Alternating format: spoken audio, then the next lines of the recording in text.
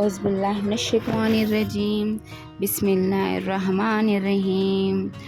سورہ رحمان، اللہ کے نام سے شروع جو بڑا مہربان اور نہایت رحم والا ہے۔ رحمان نے قرآن کی تعلیم دی، اسی نے انسان کو پیدا کیا، اسی نے اس کو بولنا سکھایا۔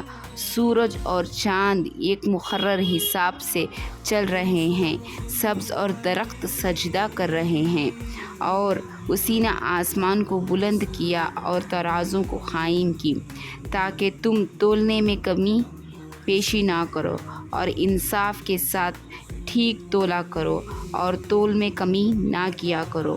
اور اسی نے خلقت کے لیے زمین بچھائی، اس میں میوے اور غلاف والی کھجوریں اور بوس کے ساتھ اناج اور خوشبودار پھول ہیں۔ تو اے جن و انسان، تم دونوں اپنے رب کی کون سی نعمت کو جھٹلاؤ گے؟ اسی نے انسان کو ٹھیکرے کی طرح خنخار کرتی مٹی سے بنایا اور جنات کو آگ کے شعلے سے پیدا کیا۔ تو تم اپنے رب کی کس نعمت سے انکار کرو گے؟ وہی دونوں مشرقوں اور مغربوں کا مالک ہے، تو تم اپنے رب کی کس نعمت سے انکار کرو گے؟ اسی نے دو دریا جاری کیے جو آپس میں بہتے ہیں، ان دونوں میں ایک آر ہے کہ اس سے آگے نہیں بڑھ سکتے، تو تم اپنے رب کی کس نعمت سے انکار کرو گے؟ ان دونوں دریاؤں سے موتی اور مونگے نکلتے ہیں، تو تم اپنے رب کی کس نعمت سے انکار کرو گے؟ اور جہاز بھی اسی کے ہیں جو دریا میں پہاڑوں کی طرح اونچے کھڑے ہوتے ہیں، تو تم اپنے رب کی کس نعمت سے انکار کرو گے؟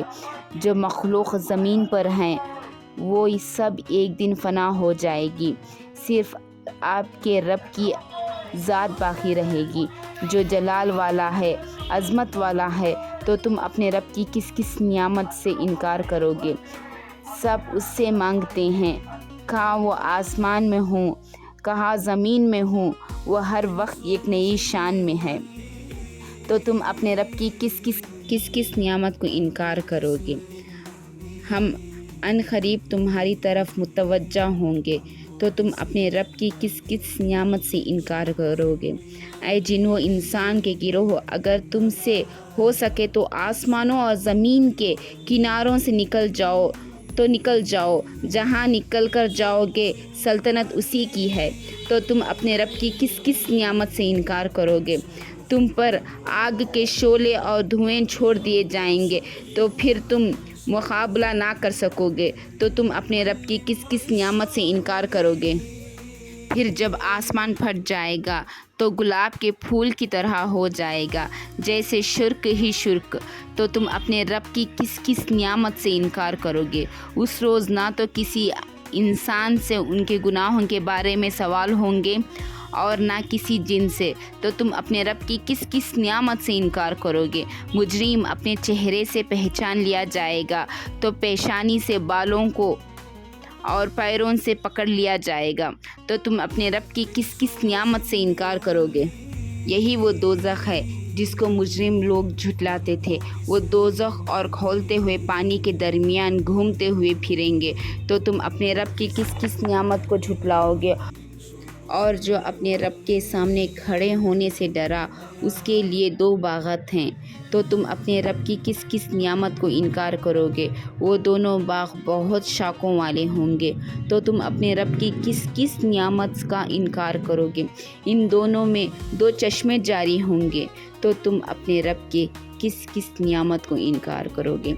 ان میں سب میوے دو قسم کے ہوں گے، تو تم اپنے رب کے کس نعمت کو انکار کرو گے؟ جنتی ایسے بچھانوں پر تکیے لگائے ہوئے ہوں گے جن کے استر موٹے ریشم کے ہوں گے، اور دونوں باغوں کے میوے بہت قریب ہوں گے، تو تم اپنے رب کے کس نعمت کا انکار کرو گے؟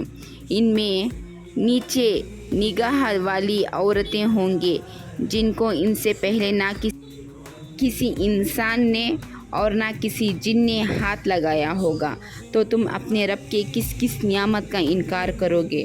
گویا وہ لال اور قوت اور مونگ ہیں، تو تم اپنے رب کے کس کس نعمت کا انکار کرو گے؟ نیکی کا بدلہ نیکی ہی ہے، تو تم اپنے رب کے کس کس نعمت کا انکار کرو گے؟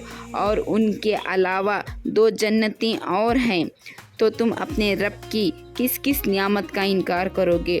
وہ دونوں باغ خوب گہرے اور سرسبز ہیں، تو تم اپنے رب کے کس کس نعمت کا انکار کرو گے؟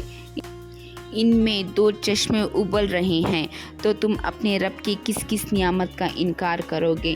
ان باغوں میں میوے اور کھجوریں اور انار ہیں، تو تم اپنے رب کے کس کس نعمت کا انکار کرو گے؟